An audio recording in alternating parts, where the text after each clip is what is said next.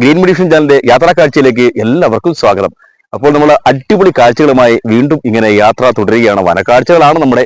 നിങ്ങൾ എന്റെ പിന്നിൽ നോക്കൂ, മനോഹരമായ വനവും മനോഹരമായ പുഴയും, നല്ല തെളിനീരാണ്, നല്ല തണുത്ത വെള്ളമാണ്, കുളിക്കാനൊക്കെ പറ്റും കേട്ടോ.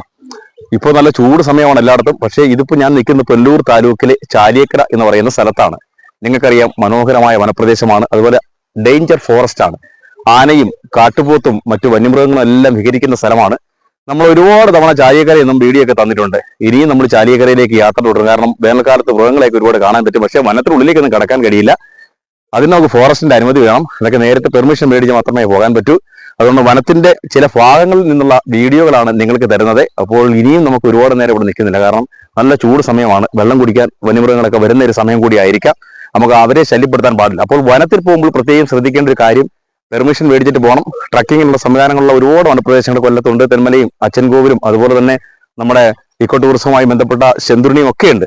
വനത്തിലേക്ക് പോകുമ്പോൾ വീണ്ടും ഒരുപാട് കാര്യങ്ങൾ ശ്രദ്ധിക്കണം. വനത്തിന്റെ നിയമങ്ങൾ പാലിച്ചുകൊണ്ട് വേണം യാത്ര ചെയ്യാൻ. പ്ലാസ്റ്റിക്കും മറ്റ് അസംസ്കൃത വസ്തുക്കളൊന്നും ഇവിടെ ഉപേക്ഷിക്കാൻ പാടില്ല. അപ്പോൾ watch it green medicine channel.